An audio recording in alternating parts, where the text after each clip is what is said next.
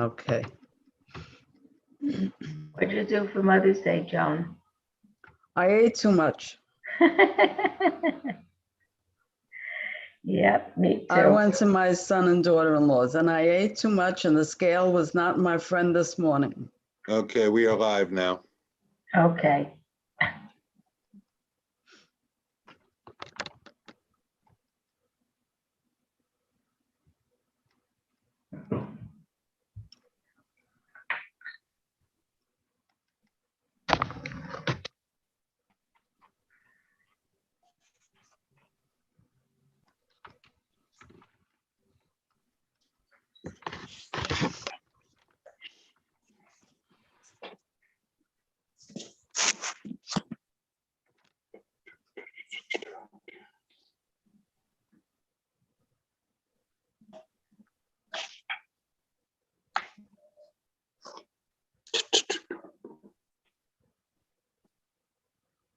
Something is wrong with Victor's sound. Can you hear me? Now, yes. Now, Yeah. yes.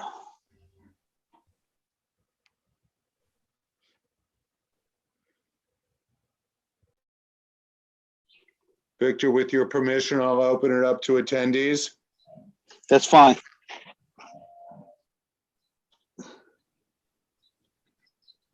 Hopefully we'll start to see the attendees populate now.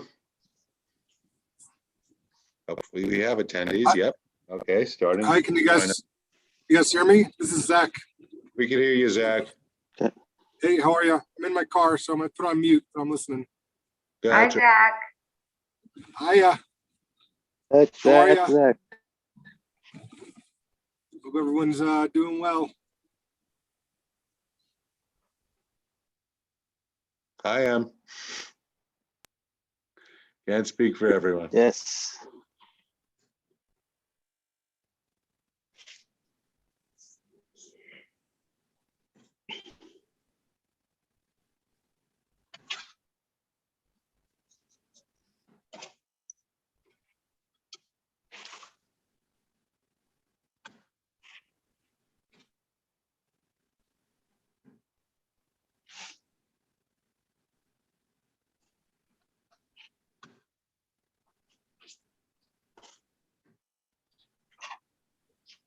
Victor, I have 6 o'clock now. Do you want to give it a couple more minutes to see if more people join us?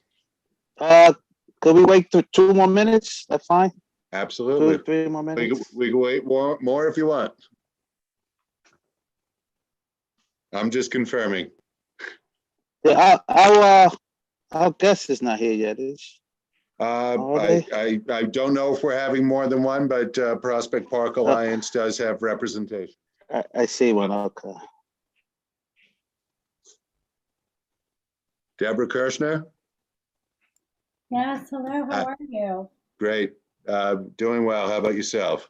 Good, so glad to be joining all of you tonight. Thank you. Are you alone Thank this you. evening or will others be joining you? Notice to know, my colleague Samaya should be joining me as well. Great. She's probably going to be logging in momentarily.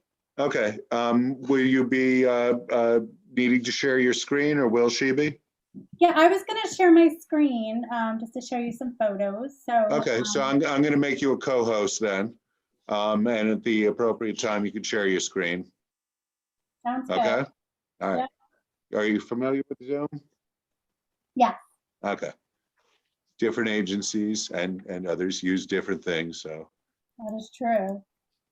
I do not suggest WebEx, which we used to use.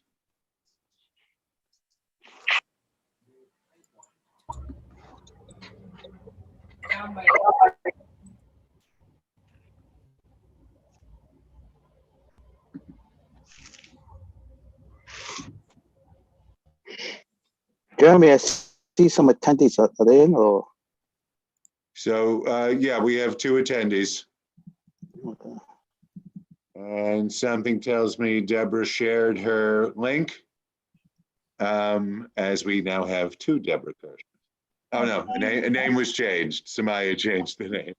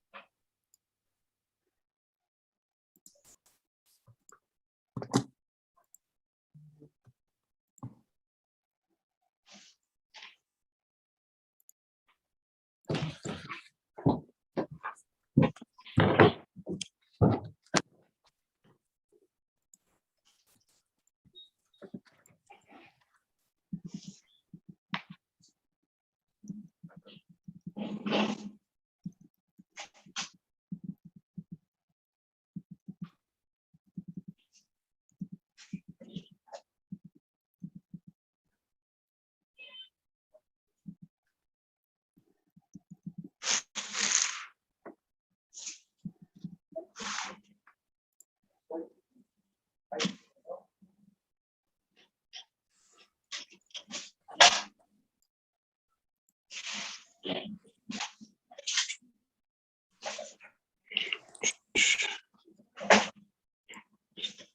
that's, I know I said 2 more minutes, Jeremy. 6:05, we'll get started with the roll call.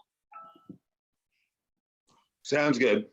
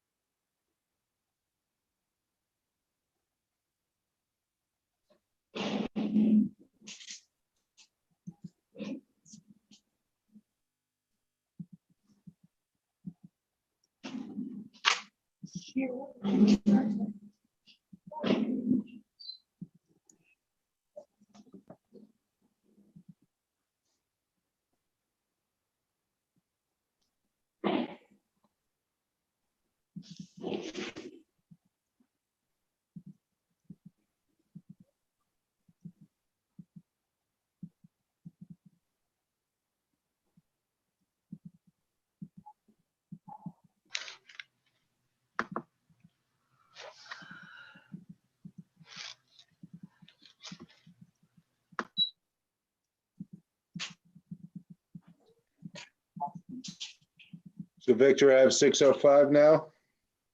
Would you like to start? Ready? All right, so I'll start. Yes, sir. I'll start with the roll call. And then you can begin, all right? Yes. All right, so folks, I am going to mute everybody except for myself. And I am going to call roll for our committee. That will include all committee members, which includes some non-board members. Board members, if you are not a member of the committee, I am not going to call your name right now, but I am going to write your name down. And during the meeting, we will acknowledge your attendance. So we will start with Victor Swinton. Victor, you have to unmute yourself, please. Yeah, the present. You're Thank you. me? Fred Wolf. Fred Wolf. Sylvia Augusto. Here. Thank you. Johanna Bjorken. Here. Thank you. Joan Body. Here. Thank you. Stacy Boyd. Here. Thank you. Joe Canali. Here. Thank you. Mary Jo Eister. Here. Thank you. John Fontillis. John Fontillis. Zachary Jassy. JC, yes, here I am. JC, I get it wrong every time. Daniel Murphy. Daniel Murphy. Katie Walsh. Katie Walsh. Okay, if you're not a committee member, but you're a board member, I'm going to write your name down and I will mention that you were here during the meeting. Victor, it's all yours.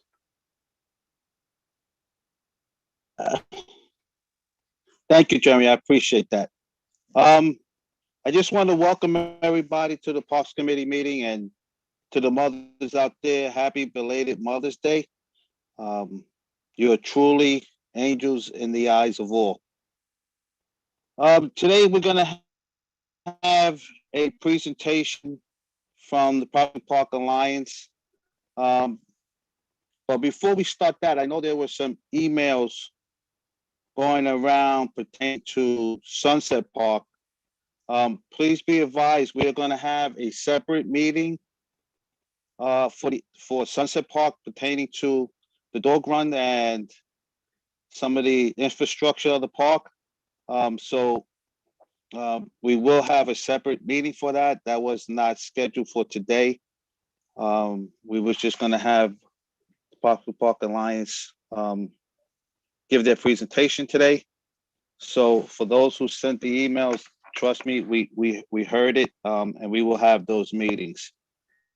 So with saying that, I'm going to turn it over to Deborah Kirshner from the Parkside Park Alliance. Sure. Thank you so much for having us here today on Zoom. I'm here with my colleague, Samaya Patrick. Maybe Samaya, you can say a quick hello. Hi, I'm Samaya Patrick. I'm the Community and Government Relations Coordinator with the Prospect Park Alliance.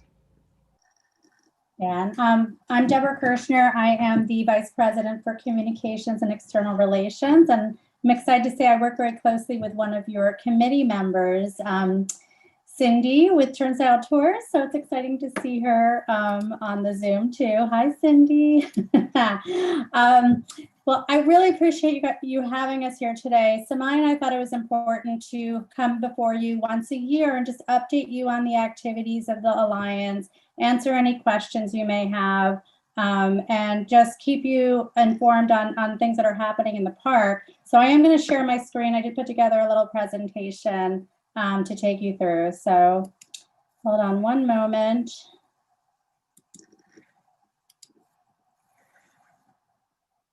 Just let me know when you can see my screen. We can see it. Oh, good. Okay, great. So this first slide actually is to show you a little new artwork that we created for an initiative we're undertaking this spring that we're calling Renew Prospect Park. At the heart of it is the fact that, as all of you know, the park has gotten record visitation this past year, also has been challenged by diminished resources. And this year we're really looking to renew the park and be prepared for what we think will be another busy summer. So I'm going to take you through some of the activities we'll be doing as part of this initiative. So as I said before, Prospect Park definitely has proven itself to be Brooklyn's backyard this past year. During the pandemic, with everything else shut down, we really became the community's everything. There were events and activities and gatherings, and the park got a lot of wear and tear. So we saw record usage of the park. We also unfortunately saw a cut to the park's budget from the city. The Parks Department has one of the smallest budgets of the city's, of all the city's agencies. And unfortunately, during the pandemic, they got the largest budget cuts. So this led to an extreme reduction in staffing and resources for the park. In Prospect Park, the Parks Department takes the lead in park maintenance, particularly trash management. So that was a challenge for the Alliance. And then the Alliance itself, we saw about a third of our budget. We lost about a third of our normal revenue. The Alliance is somewhat unique in that we're a private nonprofit and we raise funds through traditional fundraising from donors, but we also have an arrangement with the city where we're able to keep all of the revenue that comes through the park's concessions, and it goes directly back into the care of the park. So we had challenges too to our budget. And this led, I think, between the Alliance and parks, we saw about a 30% decrease in staffing when we saw record use of the park. So that led to a lot of wear and tear. However, we also saw wonderful outpouring of support from our community, particularly individual donors and people who came on board as volunteers. And specifically because of this type of support that we received, we are reinvesting funds and we're expanding our volunteer capacity this year to really address the wear and tear of the last year and to be prepared for the coming year. So one of the big areas of focus for our Renew initiative is trash management. As I mentioned, the city usually takes the lead with trash management. They still take the lead, but they have really been battered and they're really still battling a lack of resources. So the Alliance is using private funding for a few different things. We've partnered with a nonprofit organization called ACE New York, and we brought to the park, or we contracted out with them to bring to the park, a 5-person maintenance crew that's started a couple of weeks ago. They're in the park Thursdays through Mondays, every afternoon into early evening, helping to pick up trash. We also added 4 seasonal groundskeeper to our staff. So we have 4 privately funded groundskeepers who will also be out there helping with trash and basic maintenance. And then you may have seen it last year, and we're going to expand it this year. We placed in the park larger trash receptacles and are trying to do a promotional campaign around carrying in, carrying out your trash, just to really help on that front. Another way that we're investing funds is restoring areas of the park that have really seen extreme wear and tear. So we're actually going to be renewing several barbecue areas, including the ones at the picnic house and near the band shell. We're going to be putting in brand new grills, new coal bins, new picnic tables to those areas. And on the east side of the park, we recently did put new barbecue amenities at our Parkside and Ocean and our Lincoln Road barbecue areas, but we're going to be adding picnic tables and some amenities there too. We're also going to be improving pathways that have gotten very eroded, filling in holes in the Longmeadow from areas that have gotten a lot of wear and tear, and even improving the Drummers Grove, which is a historic drumming circle that's near the Parkside and Ocean Avenue entrance to the park. So it's really about reinvesting funds to make improvements, maintenance improvements to areas of the park that have seen extreme wear and tear.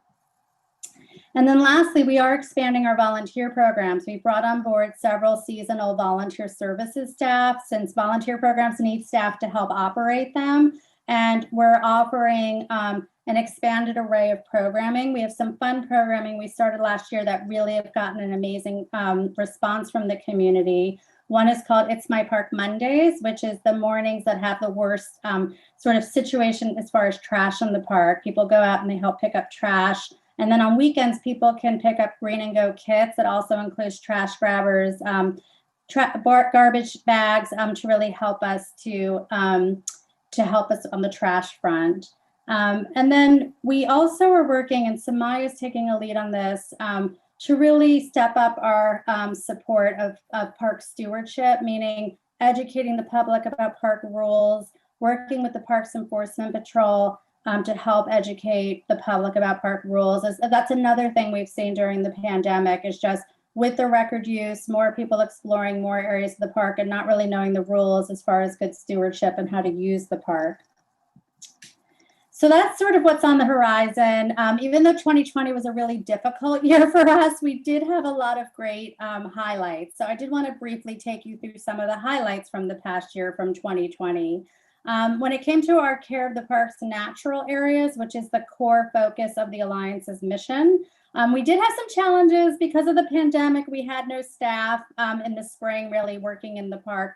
So we weren't able to do our normal seasonal planting. Usually we plant about 5,000 trees, plants, and shrubs. And then we lost a lot of trees due to Tropical Storm Isaias. But the highlights is that we received funding from New York Presbyterian Brooklyn Methodist Hospital to bring in a program we have called the Woodlands Youth Crew. We were able to double it.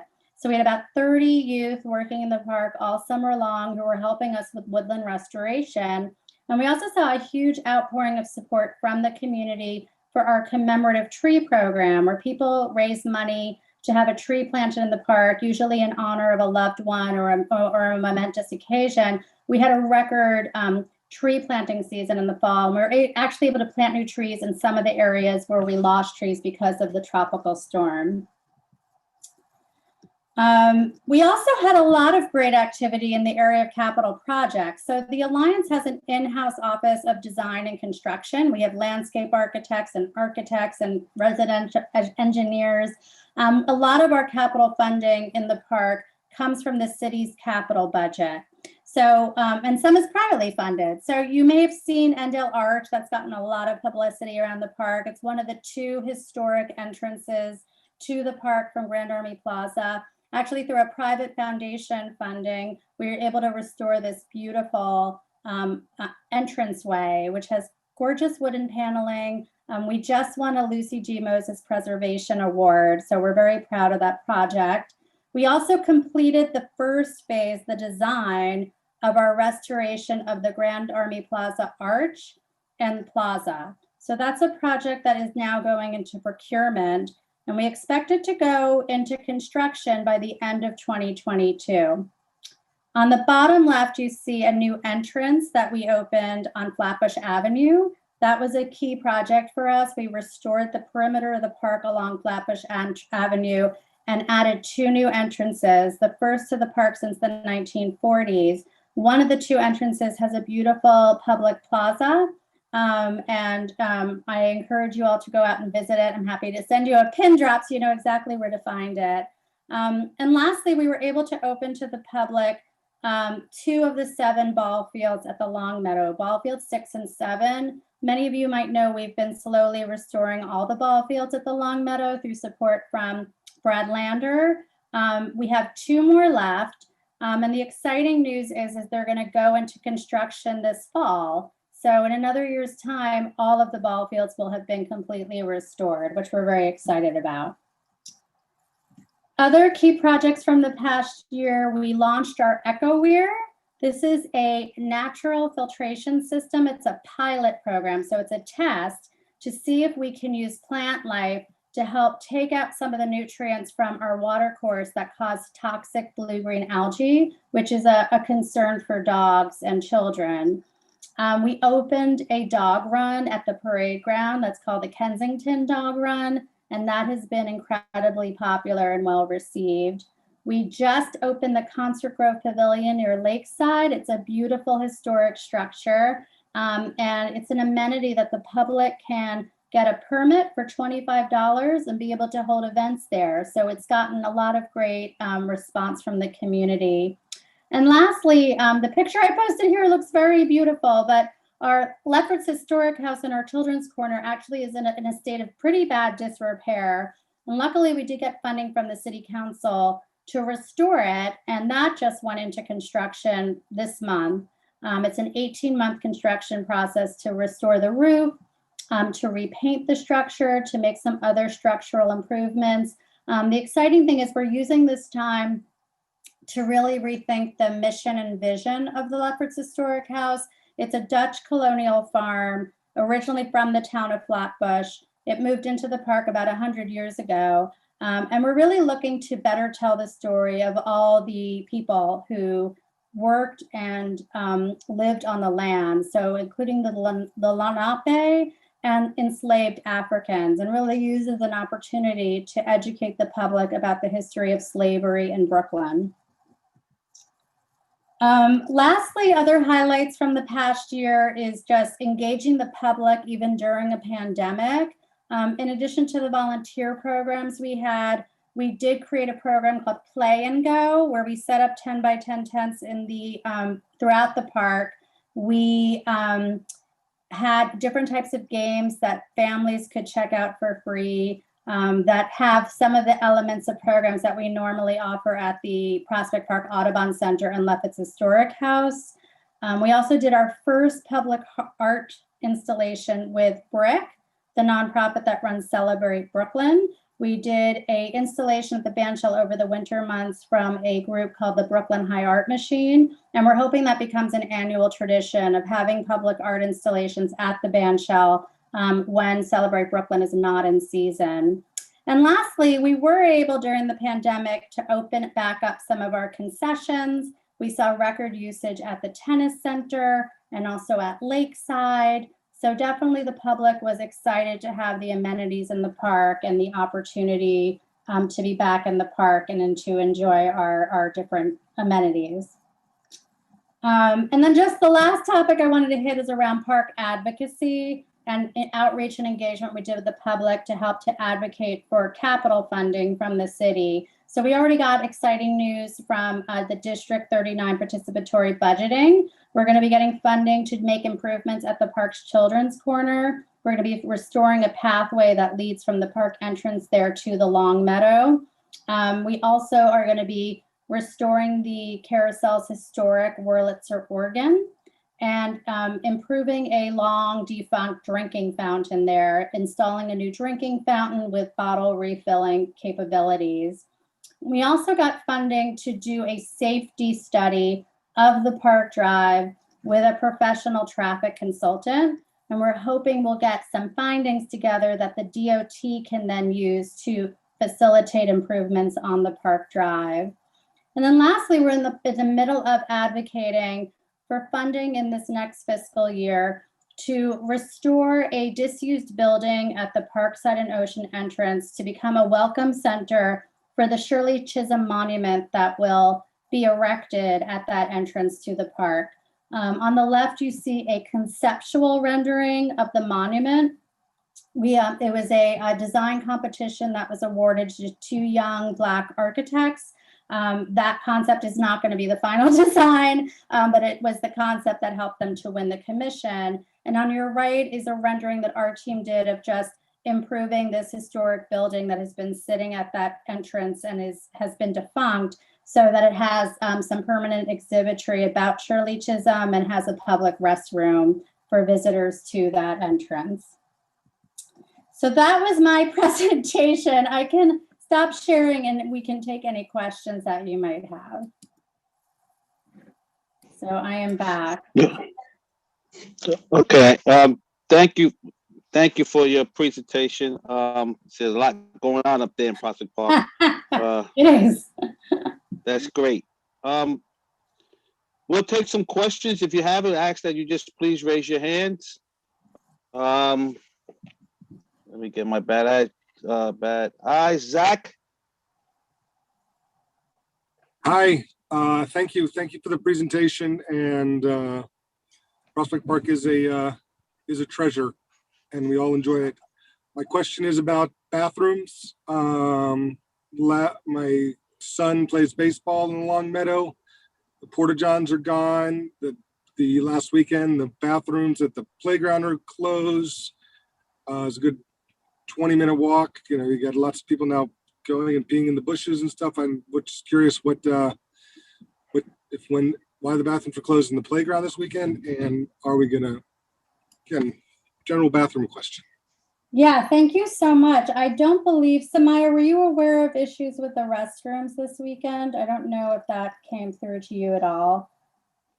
I didn't get anything on the info email, but I haven't had a chance to check social media yet. But we have, in the past, gotten correspondences about the bathrooms. Right. And, no, that I'm yeah. aware of. I was just curious. Yeah, so I would say we can check on the restroom situation. We were not alerted that the restrooms at the bandshell were closed. I know there had been some issues over the winter that really had to do with the fact that the heating is out at those restrooms, and the Parks Department decided to turn off the plumbing because they were afraid that the pipes would freeze and explode. But I was assured a few weeks ago that the plumbing was back on and working, as it was not affected anymore by heat issues. So Samaya and I will find out what happened, and then we can get back to I'm thinking our liaison, just to give you guys an update on that. And I will say with porta potties, I was just told today that, so the Alliance actually helps to fund those private porta potties. And there's a time of year where we expand how many there are in the park. So I was just informed today that the order's been placed to expand the number of porta potties, and that you should be seeing more out in the park in the coming weeks. I'll get clarity if that includes the Long Meadow. So Samaya, if you can take a note on both those topics, and we'll check with our colleagues. But thank you for bringing that to our attention. Thank you, Zach. John Johnson. I have a, can you hear me? I have a question about the status of any capital projects slated for Vanderbilt Playground or Harmony Playground. I have 2 young kids, and Vanderbilt's in pretty bad shape, and Harmony needs at least a little refresher. Is there any money slated for that in the future? Thanks so much. We do try to prioritize, improvements by need. I think actually Vanderbilt was one of the most recent improvements to the park. I think I don't see that on our radar. I did forget to mention that we did get funding actually through participatory budgeting for Harmony Playground. We're going to be adding we're going to make improvements, I think, to some of the play structures, adding some kind of shade structure over the sandbox, and then creating, I think, a little bit more of an area for adult fitness or senior fitness.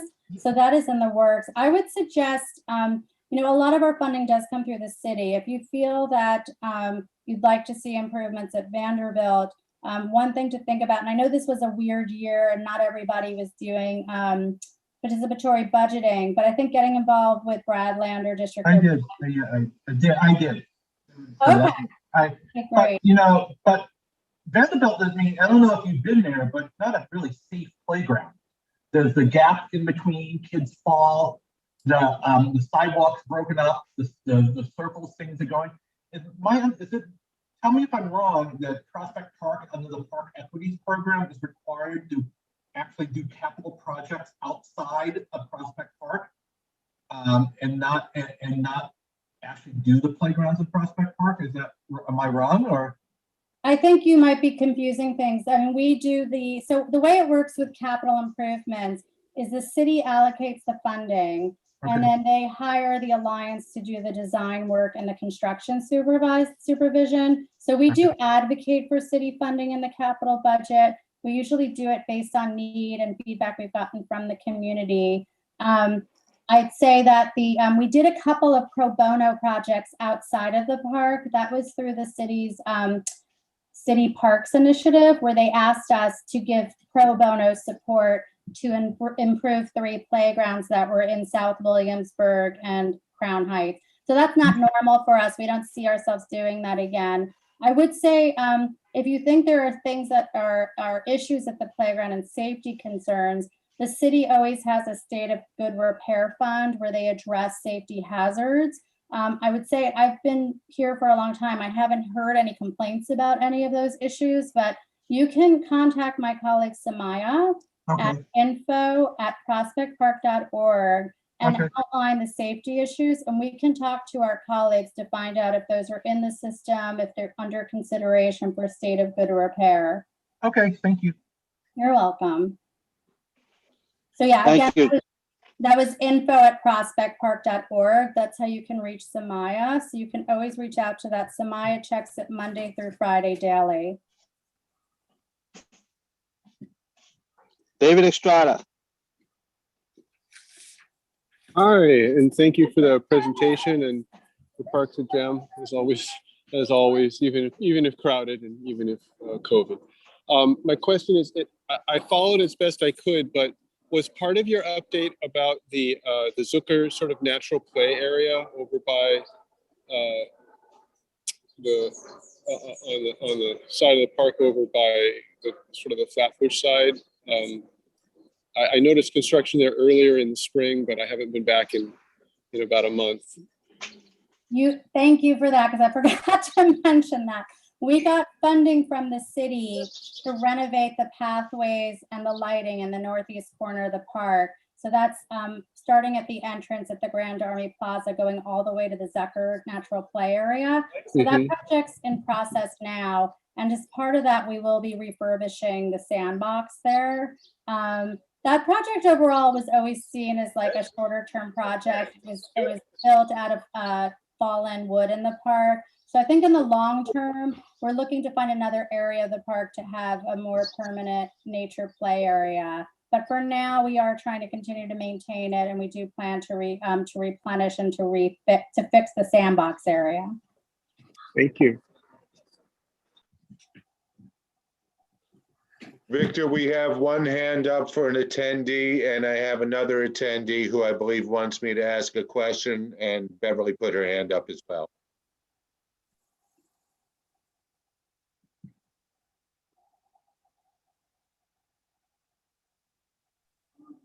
Victor?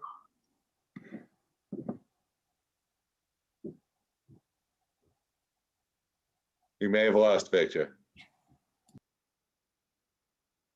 Victor, are you there?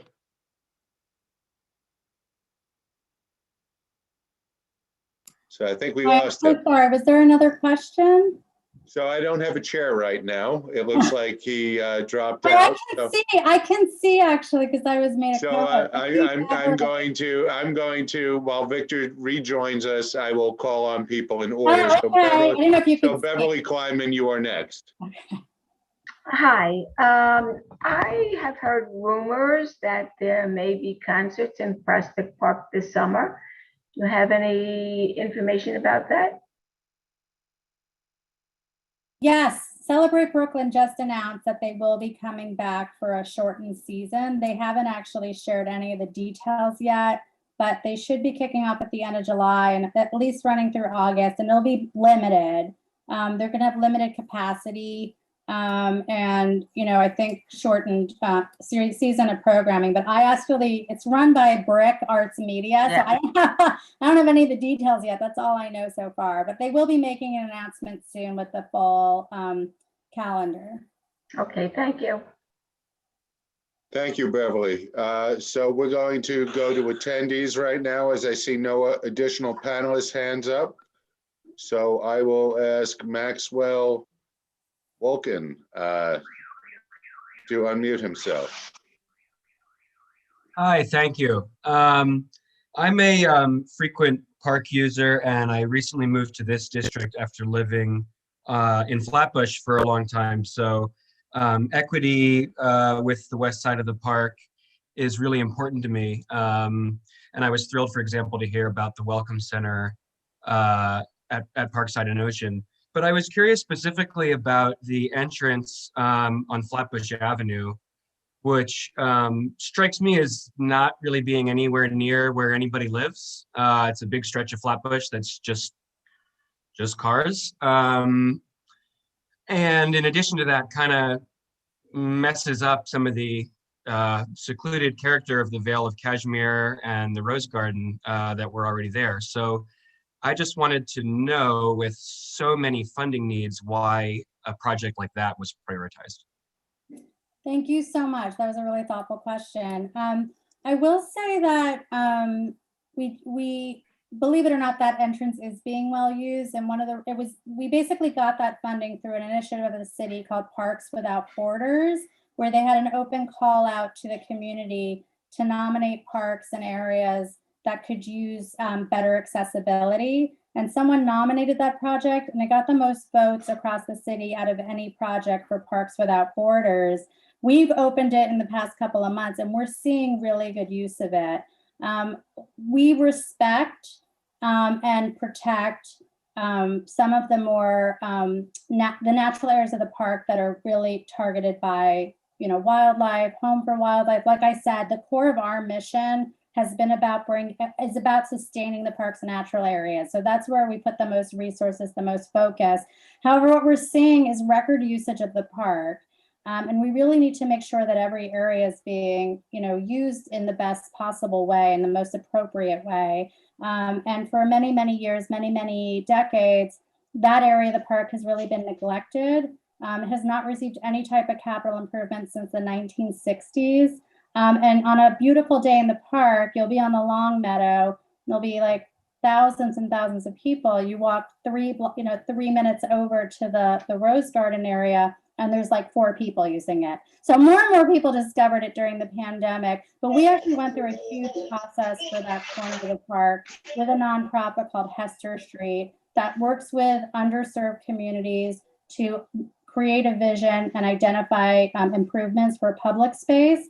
And the response we've gotten and what we're hoping to fundraise for with the next administration is doing some capital improvements to that area. We want to create a sensory garden, a rustic arbor, a natural amphitheater, and as I was mentioning before, a new home for our nature play. So we're trying to find sensitive and appropriate ways of utilizing different areas of the park.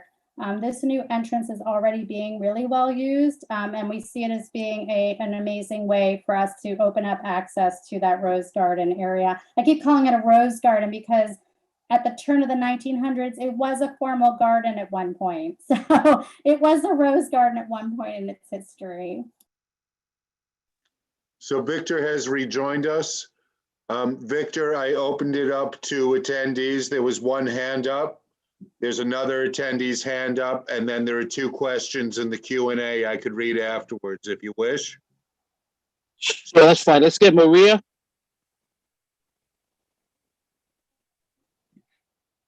Maria, you can unmute yourself now. Okay, there we go. Okay, here I am.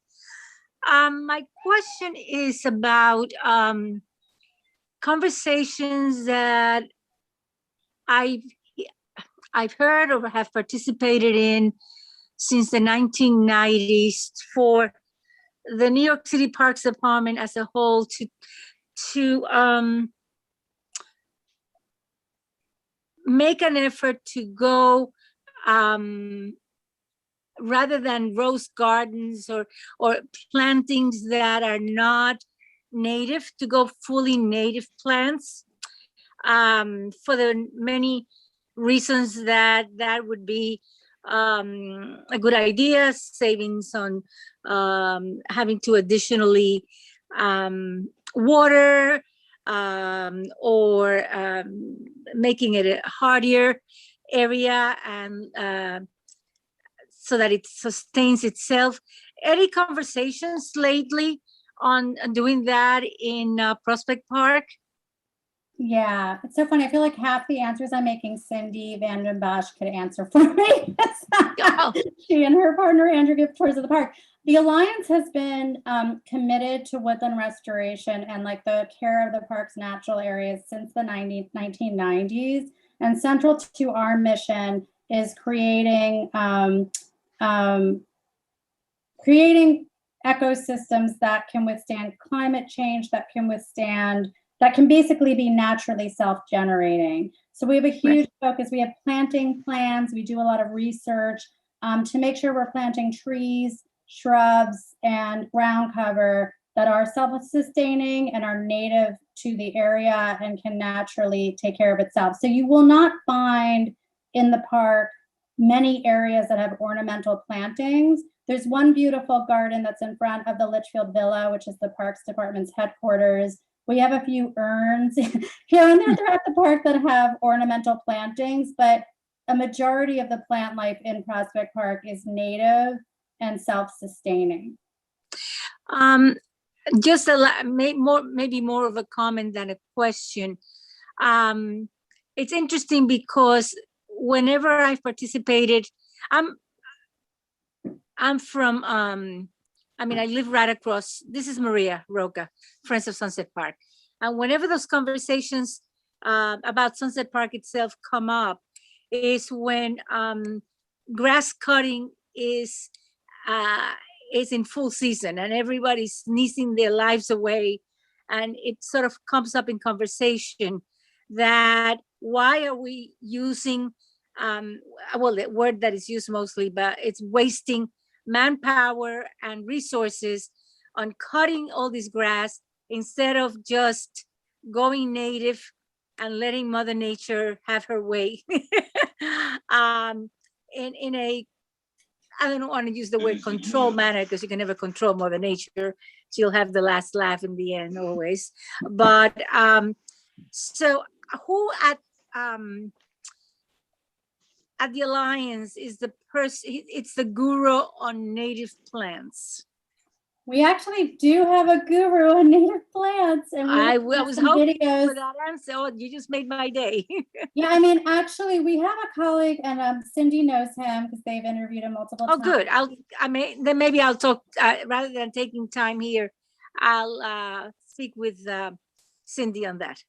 Yeah, or you could come to us. Again, Samaya's at info@prospectpark.org. Our colleague Howard has done some videos, and he is interested in working with communities that are looking to do like pollinator gardens, which attract bees. Okay. Good.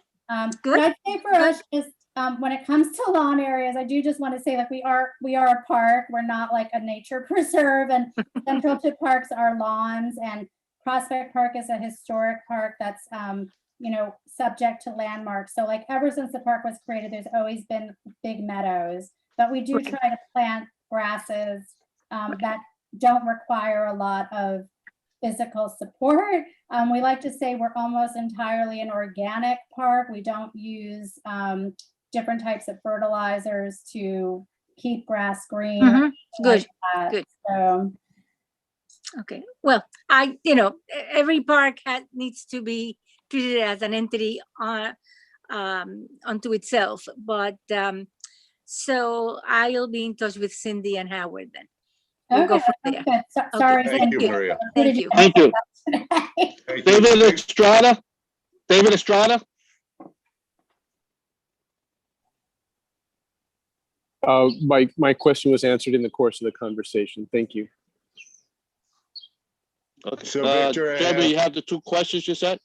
Yes, before I read them, I just want to say, I also noted the attendance of Beverly Kleinman, Cindy Vandenbosch, David Estrada, and John Johnston.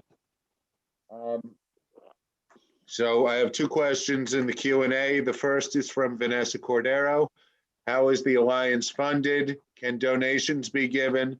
Can more information be given on donating a tree? That is so wonderful. There are many different ways to support the Alliance, to see information on all the different ways. Well, I can share, well, I don't know if you have a chat. I was thinking I could put something in the chat, but we can send something around after. But you can also go to our website, prospectpark.org. And then if you do, there's a section of our site called Get Involved. You'll see it right at the top, navigation. And if you go to that section, you'll see how to become a member, how to do a commemorative tree, all the different ways you can give back to the park. Thank you. And then I have, excuse me, Rochelle McNeely. Two questions. She writes, one, cycling. My understanding is that cycling is for recreational use. There are many cyclists that speed along the drive and make it impossible to cross the drive. Are you doing anything to address this safety issue? There's a second question, but I'll go one at a time, I guess. Yeah, I had mentioned this during the presentation, but I presented so much things. We actually just got funding announced from Brad Lander from Participatory Budgeting. We're going to be able to hire a professional traffic consultant to do a safety study of the park and to make recommendations of interventions they can do to help with this issue. It is a DOT roadway, so the Department of Transportation takes the lead in like how the drive is maintained and how it's used. So they themselves hope to restripe the drive, and they've tried various interventions to help in the areas where cyclists are just going too fast. And I think they also are hoping to be able to do education, like being out on the drive, handing out information. So we're working closely with the DOT to try to continue to address that. And then the second one, she writes, we need signage to steer people to the authorized barbecue areas. Too many people barbecue in non-barbecue areas. Either put hot coal bins in these areas or address the fact that there are coals all over the place. That's a statement, not a question. Yeah, thank you for that. We are in the process of preparing the park for spring, and that's going to include like refreshing a lot of the signage we have out. The way that our maintenance and operations team normally works is we have the official barbecue areas and we have signage there that tells people how to use the areas, how to properly dispose of their coals. And then in areas where people are not allowed to barbecue, we have other signage that makes it clear that they cannot barbecue there. One of the things we will be doing is we're going to have more parks enforcement in the park over summer, educating those officers about where people can barbecue, where they can't barbecue, making sure they're getting out and speaking to folks. And our maintenance staff normally does that too. Usually when they're going around and doing cleanup, they give bags out to folks, they try to educate them. So it's an ongoing issue, but we try to work through, education and enforcement to do the best that we can. Thank you. Victor, we've exhausted the questions and the questioners. Ms. Questioner, I want to thank you very much. Please do not let